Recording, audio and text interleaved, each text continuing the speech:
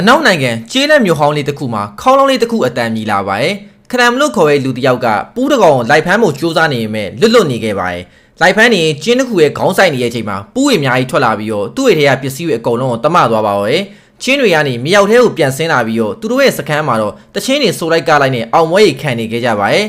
အဓိကစက်ကောင်တွေရဲ့တယောက်ဖြစ်တဲ့ကြွက်ကလေးချယ်ရီကတော့မနက်အစောကြီးအထိတူလေးတွေနဲ့လေတော့အိမ်လေးတစ်ခုထဲမှာအိတ်နေခဲ့ပါတယ်အဲ့အချိန်သူတို့ရဲ့ခြံစည်းရိုးကြီးကကျိုးသွားပြီးခြံထဲကနွားတွေအကုန်လွတ်ထွက်သွားခဲ့ပါတယ်ဂျယ်ဘီလည်းနိုးလာပြီးတော့နွားတစ်ကောင်ကသူ့အိတ်နေတဲ့အပေါက်ထဲကိုလာချောင်းနေရကြောင်းအဲ့ဒီနွားရဲ့အမွှေးကိုဆွဲပြီးတော့ထိန်းချုပ်ပြီးကြံတဲ့နွားတွေကိုပါခြံထဲကိုပြန်မောင်းထည့်ခဲ့ရပါတယ်ချမ်ပိုင်ရှင်ဖန်ပီနဲ့သူ့ရဲ့ကြောင်လေးရလဲအဲ့ရနိုးလို့ဆိုပြီးတော့အပြုံထွက်လာခဲ့ပြီးတော့ကြောင်ကဂျယ်ဘီကိုမြင်တဲ့အချိန်လိုက်လာပါတယ်ကြောင်နဲ့ကြွက်မတက်ရလို့ထင်စရာပဲမဲ့တကယ်တမ်းမှာတိုးရတငယ်ချင်းတွေဖြစ်နေပြီးတော့ဂျယ်ဘီကိုကိုက်ရမယ်စားစော့နေခဲ့ပါတယ်မနက်စာစပွဲမှာတော့ဘတ်တီဆိုရဲ့ကောင်မလေးကအားလုံးအတွက်မနက်စာပြင်ပေးနေပြီးတော့ဂျယ်ဘီရဲ့တူလေးတွေအတွက်ပါပြင်ထားပေးခဲ့ရဖြစ်ပါတယ်ကြွက်လေးတွေကဘတ်တီရဲ့ကော်ဖီကွက်တွေကိုပြုတ်ကျသွားခဲ့ကြရင်မဲ့ဘတ်တီကတော့ဒေါ်ရမထွက်ဘဲနဲ့ဒီတိုင်းပြန်ထုတ်ပေးပြီးတော့သူ့ကော်ဖီသူဆက်တောက်နေခဲ့ပါတယ်သူတို့ဟာတကယ်မိသားစုတွေလိုနေထိုင်ကြပြီးတော့အရာအလုံးကိုမျှဝေခံစားကြဖြစ်ပါတယ်သူတို့ရဲ့အိမ်ပြင်မှာအော်ဂတ်ဆိုတဲ့သူကခလမ်နဲ့အတူဘတ်တီတို့ရဲ့မြေကိုအပိုင်သိမ်းမှုကြံနေခဲ့ပါတယ်ဘတ်တီတို့ကတော့စိတ်ပါလက်ပါနဲ့သူ့မြေကိုပေးမှမဟုတ်တဲ့အတွက်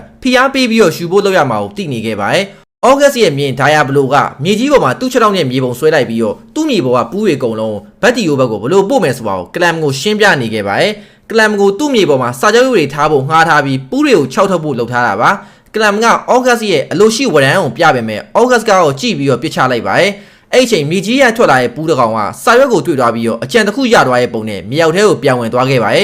ဘတ်တီရဲ့အကူဖြစ်သူဘန်ဒလီကသူတို့မျိုးကိုပြန်လာနေခဲ့ပြီးတော့ရထားဆောက်လုပ်ရေးလုပ်ငန်းကနေကြီးပွားလာရလို့ကောလာဟာလာတွေထွက်နေခဲ့ပါတယ်ဘန်ဒလီနဲ့သူတုံဆိုရဲ့ကြောင်လေးပါလာပြီးတော့သူကတော့ခရီးပန်းလာပုံပေါ်နေခဲ့ပါတယ်ပြင်းနေကြတဲ့ဘတ်တီနဲ့ဘန်ဘီကလည်းဘန်ဒလီကိုဝမ်းသာအားရပြေးချိုခဲ့ကြပြီးတော့တုံကတော့ဘန်ဘီရဲ့အိမ်ကကြောင်မာလေးကိုတွေ့ပြီးတော့ကြွေနေခဲ့ပါတယ်ဘန်ဒလီကတော့သူ့စာတွေထဲကလို့ကုမ္ပဏီရဲ့ဘုတ်ဖွဲ့ဝင်တယောက်မဟုတ်ဘဲနဲ့အငယ်တန်းစရေးတယောက်လာဖြစ်တယ်ဆိုတာကိုဝန်ခံခဲ့ပါတယ်တုံကလည်းကြောင်မာလေးရှိမှကျိုးနဲ့စလုံးတွေကိုပုံဖော်ပြဖို့လုပ်ပေမဲ့သူ့ဘာသာကျိုးနဲ့ညှိသွားခဲ့ပါတယ်နောက်တစ်ခေါက်မှာတော့ကျိုးကပန်ကားကြီးတစ်ခုမှပါထပ်သွားညှိပြီးတော့သူပါသွားခဲ့ပါတယ်ဘန်ဒလီကမွေးမြူရေးချံကိုပြန်ပြုတ်ပြင်ပြီးတော့ရောင်းလိုက်ဖို့နဲ့သူအရင်လေးလုံနေတဲ့အကြောင်းကိုပြောနေခဲ့ပါတယ်ဘတ်တီကလည်းခဏစဉ်းစားပြီးတော့မွေးမြူရေးချံကသူ့အတွက်အများကြီးအကျိုးများမရတော့ပါကြောင်းဒီအကြောင်းကိုသဘောတူလိုက်ပါတယ်အဲ့ချိန်ဂျယ်ရီနဲ့သူ့ရဲ့တူလေးတွေကတော့တန်းစီနေရပြီးဘန်ဒလီကိုနှုတ်ဆက်ဖို့ပြောနေပါတယ်ဘတ်တီကလည်းဘန်ဒလီကိုအိမ်ထဲဖိတ်လိုက်ပြီးတော့ဂျယ်ရီနဲ့မိတ်ဆက်ဖို့လုပ်ပေမဲ့ဂျယ်ရီတို့ကရှိမနေခဲ့ပါဘူးဒါကြောင့်ဘန်ဘီကဘတ်တီကိုမေးဖို့လုပ်ပေမဲ့ကြက်ပေါင်တစ်ချောင်းနဲ့ပါဇက်ကိုထိုးပိတ်တာပဲခံလိုက်ရပါတယ်နောက်တစ်ခေါက်ထပ်မေးဖို့လုပ်တော့ဘတ်တီကပိုင်မုတ်တစ်ခုနဲ့ပြစ်လိုက်ပေမဲ့လွဲပြီးတော့ဘန်ဒလီကိုပဲထိသွားခဲ့ပါတယ်ဂျယ်ရီနဲ့ကြွက်ကလေးတွေကလည်းအိမ်ထဲကနေထွက်လာပြီးတော့တုံမြဲနှုတ်ကွက်မှာပိုက်လေးတွေနဲ့တောက်နေကြပါတယ်တုံမလဲဒေါ်ထွက်သွားပြီးတော့သူတို့ကိုဖမ်းဖို့ပြေးသွားပေမဲ့ဂျယ်ရီကန်လိုက်တဲ့အလုံးလေးကြောင့်ချော်လဲသွားပြီးတော့နှုတ်ကွက်မှာမျက်နှာကြီးသွားကြပါတော့ရဲ့ကြွက်ကလေးတွေကဘန်ဒလီရဲ့ပကံနဲ့ထပ်ဝင်သွားပြီးတော့အသားတွေပါစားနေရတဲ့ဘန်ဒလီလည်းလန့်ပြီးတော့អော်ပါတော့ရဲ့ကြွက်လေးတွေကပါလန့်ပြီးတော့ပြန်ပြေးသွားပေမဲ့တုံကနောက်ကနေလိုက်ဖမ်းပါတော့ရဲ့ဒါပေမဲ့ကြောင်မာလေးနဲ့ဂျယ်ရီကသူ့မိကိုဆွဲထားတာကြောင့်လိုက်လို့မရပါဘူးတုံကအားသုံးမိကိုအတင်းလိုက်တဲ့အချိန်မှာတော့ကြောင်မာလေးရောဂျယ်ရီရောနှစ်ကောင်လုံးအနောက်ကအမိဆွဲလဲပါသွားကြပါတော့ရဲ့ကြွက်ကလေးတွေလည်းပြင်းနေဘန်ဒလီရဲ့ဘောင်းမီရဲ့ဝင်ပြေးမိသွားပြီးတော့ဘန်ဒလီလည်းကြောင်အားလန်အားနဲ့ထခုံပါတော့ကြွက်ကလေးတွေပြန်ထွက်သွားတော့ဘတ်တီလည်းအိမ်ပြင်မှာစကားပြောရင်းဘန်ဒလီဟာကြွက်ကြောက်တဲ့ယောဂရှိရဲဆိုတာကိုပါပြောပြလိုက်ပါတယ်ဒါကြောင့်လည်းဘန်ဒီကသူ့ရဲ့နားမှာကြောင်ဖြစ်တဲ့တုံကိုမွေးထားခဲ့ရတာပါဘန်လီကတော့ခြံကိုရောင်းမယ်ဆိုရင်ကြွက်တွေကိုအရင်ရှင်းပြဖို့လိုအပ်ကြောင်းတုံကိုအားကိုးလို့ရကြောင်းပြောပေမဲ့တုံကတော့ကြက်ဖာကြီးလိုက်ခိုးတာကိုပဲပတ်ပြေးနေခဲ့ရပါတယ်တုံကဂျယ်ရီတို့အိမ်ကိုတစ်သားပြားနဲ့ရိုက်ပိတ်ဖို့လုပ်ပြီးတော့နောက်တစ်ပုတ်ကနေစောင့်နေပါတယ်ဒါပေမဲ့ညံပိုကောင်းတဲ့ဂျယ်ရီကတော့ cheese နဲ့ကြွက်လေးတွေကိုခေါ်လိုက်တဲ့အချိန်ပြေးထွက်လာကြပြီးတော့တုံမှာအိမ်ပြင်ထိကိုလွှင့်ထွက်သွားခဲ့ပါတယ်အိမ်ပြင်မှာတော့မြင်းလဲတစ်ခုပေါ်ကိုပါရောက်သွားခဲ့ရပြီးတော့ကြွက်ကလေးတွေလက်ချက်နဲ့ခံလိုက်ရပါတယ်တုံကလည်းကြွက်ကလေးတွေနောက်ကိုမြင်းလဲနဲ့ထပ်လိုက်ပေမဲ့ကံမကောင်းစွာနဲ့ပဲလှဲလဲမှောက်သွားလို့တခြားအကွက်တွေနဲ့ပါအစော်ခံလိုက်ရပါတယ်လိုက်နေရင်ကနေနွားရိုင်းတစ်ကောင်ကိုထားထားတဲ့ခြံထဲကိုဝင်သွားမိခဲ့ပြီးတော့ကြွက်ကလေးတွေပြောလို့နွားရိုင်းရဲ့ခေါင်းကိုတွားရိုက်ပါတော့ရဲ့ဒါကနွားရိုင်းကြီးကိုဒေါ်ထွက်သွားစီပြီးတော့တုံနောက်ကိုပတ်လိုက်ပါတော့ရဲ့ဒါကိုမြင်တဲ့ချယ်ရီလဲတုံမတွက်စိတ်ပူလာပြီးတော့နွားရိုင်းတက်ပွဲရလို့နွားကြီးကိုတိတ်လိုက်ပါတော့ရဲ့ဒါကြောင့်တုံလဲရန်လုံးနေရာမရှိတော့ဘဲနဲ့ချယ်ရီကိုကျေးဇူးတင်ပြီးတော့ကြွက်ကလေးတွေရလဲတိုးကိုသူ့ကိုထော်တီစကော်ဖီနဲ့ဒါဖီဆိုပြီးတော့မိတ်ဆက်လိုက်ပါရဲ့အဲ့အချိန်ကနေစပြီးတော့ကြွက်ကလေးတွေဟာတုံကိုသူတို့ရဲ့ညီကိုတယောက်ဖြစ်တတ်မှတ်လိုက်ကြပါရဲ့နောက်ဆုံးတော့ခြံကိုပြင်ကြမယ့်နေ့ကိုရောက်လာခဲ့ပါပြီဘန်ဒလီနဲ့တုံတို့ကကောင်းမွန်ဝတ်စုံတွေဝတ်ထားကြပါရဲ့တနေ့လုံးဘတ်တီတို့ကအချံကိုပြင်နေပေမဲ့ဘန်ဒလီနဲ့တုံတို့ကတော့မရင်းနှီးရဲ့အလုပ်တွေနဲ့ပဲတိုင်နေပတ်နေကြပါရဲ့တစ်ဖက်မှာတော့ပူးတွေနေတဲ့နေရာမှာအော်ဂတ်ရဲ့အကြံကအလုပ်ဖြစ်နေပုံပေါ်ပြီးတော့တွားစရာနေရာမရှိဖြစ်နေကြပါပြီသူတို့သွားစရာကဘတ်တီကိုခြံနေပဲရှိရအောင်ရွေးစရာမရှိဘဲနဲ့အဲ့ဘက်ကိုပဲအတိုက်ပြောင်းလိုက်ကြပါတော့ရဲ့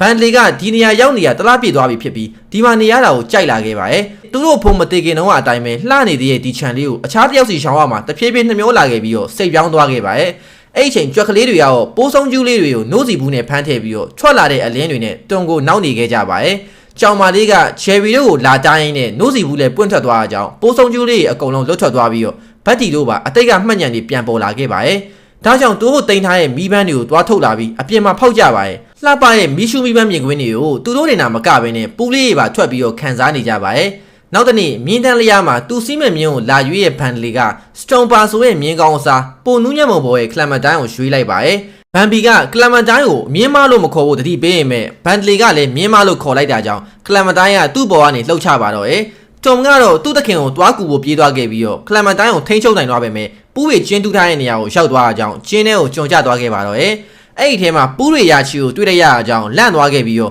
သူတို့မြေဟာပူးရီတူးထားတဲ့ကျင်းရင်နဲ့ပြည့်နေရကိုသိရှိသွားခဲ့ရပါတယ်ဘန်လီကတွန်ကိုပူးတွေကိုမောင်းထုတ်တဲ့အတွက်အပြစ်တင်နေခဲ့ပြီးတော့ဘန်လီကကြွက်တွေမကဘဲနဲ့အကောင်စုံများကိုကြောက်တယ်ဆိုတာပါသိလိုက်ရပါတယ်အဲ့ဒီချိန်ဂျယ်ရီနဲ့ကြွက်ကလေးတွေကတော့ကျင်းတွေရဲ့ကိုသွားဖို့လုပ်နေခဲ့ကြပါတယ်ဘန်လီကတော့သူ့ကိုယ်သူကျင်းနဲ့ကြပြီးတော့အသက်ရှင်နေရတော်တော်ကန်ကောင်းနေဆိုပြီးတော့ဖြေသိမ့်နေရင်ပဲသတင်းစာထဲမှာကြွက်တွေကိုမုန်းတဲ့ကြောင်တကောင်ရှာဖို့စာရင်းနေခဲ့ပါတယ်ဘတ်တီကတော့ဘန်လီတယောက်အပေါ်ကြီးလုံနေရလို့မြင်ရင်ပဲဘာမှတော့တိတ်မပြောခဲ့ပါဘူးဒီသတင်းကိုကလမ်ကတွေ့သွားခဲ့ပြီးတော့အော့ဂတ်စီကိုယူလာခဲ့ပါတယ်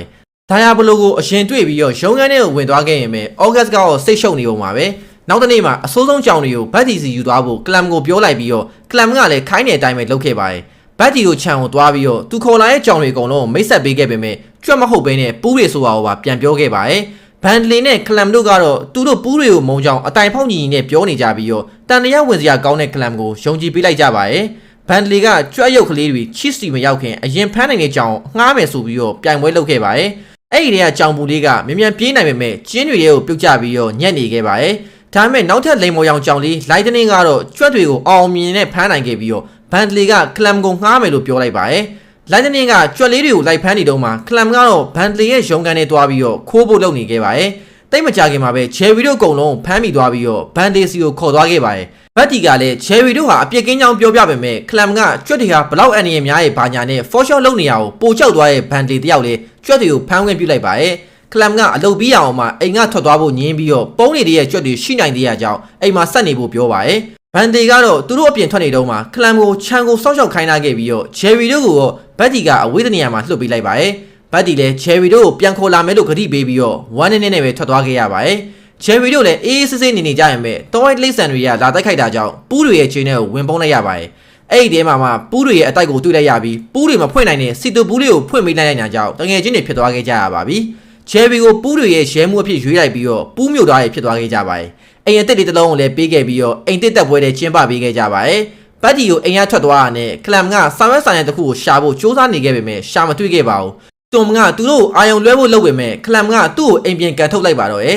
ဒါပေမဲ့ကြောင်မာလေးကအိမ်ထဲမှာကလမ်လို့လုံနေရအောင်အကုန်မြင်နေခဲ့ပြီးတော့တွမ်ကတော့အမှောင်ထဲမှာတတိလစ်နေခဲ့ပါရဲ့သူနိုးလာရဲ့အချိန်မှာတော့ပူးတွေဖမ်းထားတာခံလိုက်ရပြီးအတိုက်ထဲရောက်နေတဲ့အချိန်ကြွက်ကလေးတွေနဲ့တွေ့မှလွတ်သွားခဲ့ရပါရဲ့အဲ့ဒီအချိန်မှာပဲလိမ့်ဆန်တချို့ကသူတို့ကိုတရားလိုက်ရှာနေရဆိုတာကိုပြောပြခဲ့ပြီးတော့ကြောင်မာလေးဖြစ်နေခဲ့ရအောင်တီးလိုက်ရတဲ့အချိန်မှာအံ့ဩသွားခဲ့ရပါရဲ့နောက်ဆုံးတော့သူတို့အကုန်ပြန်ဆုံစည်းသွားကြပြီးတော့တွမ်ကတော့ကြောင်မာလေးကိုအနမ်းနေချွင်နေခဲ့ပါရဲ့အဲ့ဒီအချိန်ကလမ်ကတော့ဩဂတ်ကိုမစ်ရှင်မအောင်မြင်ကြောင်းတွားပြောပြခဲ့ပြီးတော့ဩဂတ်ကလည်းနောက်တစ်ခါဘယ်နည်းကိုပဲ300ရအောင်ရှာလာဖို့ပြန်ပြောခဲ့ပါရဲ့ကလမ်လည်းဘတ်တီကိုအိမ်ကိုပြန်ရောက်လာပြီးတော့ဝမ်းနဲ့ထမင်းချက်ဖို့လုပ်နေရင်းနဲ့မှဘူးလေးတစ်ခုရဲ့မြေခရံထွက်ကြလာကိုတွေ့သွားခဲ့ရပါရဲ့ဂျယ်ရီတို့ကတော့ပူးတွေကိုစာချုပ်ရုပ်တွေအကြောင်းပြောပြနေခဲ့ပြီးတော့အန်နီယံမရှိကြောင်းတက်တည်ပြခဲ့ကြပါရဲ့အဲ့ဒီနောက်မှာစာချုပ်ရုပ်တွေကိုတိုးချန်နဲ့တွားထားလိုက်ပြီးတော့ဒါကကလမ်ရဲ့ကြောင်တွေကိုပါကြောက်စေခဲ့ပါရဲ့ကလမ်ကလည်းဒါကိုသူကိုယ်တိုင်လုပ်တာဖြစ်တာကြောင့်ကြောင်တွေကိုမကြောက်ဖို့ပြောပြီးတော့နှစ်သိမ့်နေတဲ့အချိန်မှာစာချုပ်ရုပ်တွေကလှုပ်လာခဲ့ပါရဲ့တကယ်ကပူးတွေကကျင်းထဲကနေရွှေ့အောင်လုပ်နေခဲ့ရဖြစ်ပြီးတော့အိမ်ထဲထိပါရောက်လာခဲ့ကြပါရဲ့ကလမ်ရောကြောင်တွေရောကကြောက်လန့်သွားကြပေမဲ့ကြောင်တစ်ကောင်ကပူးတွေကိုမြင်သွားတာကြောင့်မောင်းထုတ်ပစ်ခဲ့ပါတော့ရဲ့ဂျယ်ရီတို့ကဒီတိုက်ပွဲမှာသူတို့ရှုံးသွားတဲ့တွေးမိခဲ့ရင်ပဲပိုးဆုံးကျူးကိုမြင်လိုက်ရတဲ့အချိန်မှာအကြံတစ်ခုရသွားခဲ့ပြီးတော့မီရှူရဲ့အကုန်လုံးကိုအိမ်ထဲကိုပစ်ထည့်လိုက်ပါတော့ရဲ့ဘန်လီကိုအိမ်ပြန်ရောက်လာတဲ့အချိန်မှာတော့တိုးအိမ်တစ်ခုလုံးပြာကျနေခဲ့ပြီးဘတ်တီတို့ကတော့အိမ်ပြာကျလဲပြန်ဆောက်လို့ရရဲဆိုပြီးတော့ပျော်နေခဲ့ပါရဲ့ဘန်လီကတော့သူဟာမွေးမြူရေးချန်ပိုင်ရှင်တယောက်မဟုတ်ဘဲနဲ့ယထာလန်းအလုပ်သမားတယောက်ဖြစ်တာကြောင့်အဲဘဝကိုပဲလွမ်းလာပြီးတော့ပြန်သွားဖို့ပဲလုပ်နေခဲ့ပါတော့ရဲ့တွမ်ကလည်းဘန်လီနောက်ကိုပြန်လိုက်မသွားခဲ့ခြင်းပဲသူ့တခင်နောက်ကိုပဲပြန်လိုက်သွားခဲ့ရပြီးတော့ဝမ်းနေနေခဲ့ပါရဲ့ အဲ့အချိန် August ဟာဒီချာဟာသူ့ပိုင်နဲ့ဖြစ်ကြောင်းလာပြောပြီးတော့မြေကရန်မရှိတော့ရဲ့ဘတ်တီတို့ကလည်းမငင်းနိုင်ခဲ့ပါဘူးဒီလိုနဲ့ဘန်လီပြန်ရောက်လာပြီးတော့သူမပြန်တော့ဘူးဆိုတာကိုပြန်လာပြောခဲ့ပါတယ်ဂျယ်ရီက August လွတ်ပစ်လိုက်တဲ့အလိုရှိဝရန်စာဘက်ကိုယူပြီးတော့လာပြတဲ့အချိန် August လည်းလူမိသွားတဲ့အကြောင်းပြေးခဲ့ရပါတယ်တုံမြင့်ချိုးဝင်းကလည်းဒီတစ်ခါတော့မရှောင်ရင်လွတ်ပင်မဲ့ရှောင်လိုက်တဲ့အခါမှာကြက်ကန်းတိုးမိသွားခဲ့ပြီးတော့မလွတ်သွားခဲ့ပါဘူးနောက်ဆုံးမှာတော့သူတို့ခြံအောင်ပြင်နေရင်းနဲ့မြေအောက်မှာရွှေတွေကိုတွေ့သွားခဲ့ပြီးတော့ဘဝတစ်ခုလုံးနေချင်းညာချင်းပြောင်းလဲသွားခဲ့ပါတယ်ဂျယ်ရီနဲ့တုံတို့ကတော့ဘန်ဒလီတို့မိသားစုနဲ့ပျော်ရွှင်စွာနေထိုင်သွားခဲ့ပါတော့ရဲ့ဒီသုံးရဂျယ်ရီဇလန်လေးရတော့ကောင်းပွိုင် app လို့ခေါ်တဲ့2022ခုနှစ်ကထွက်ခဲ့တဲ့ဇလန်လေးပဲဖြစ်ပါတယ်သဘောကျလို့ရှိရင် like follow subscribe လေးနဲ့ကူညီပေးကြပါဦးကျေးဇူးအများကြီးတင်ပါတယ်ကျွန်တော်စမှတ်ပါ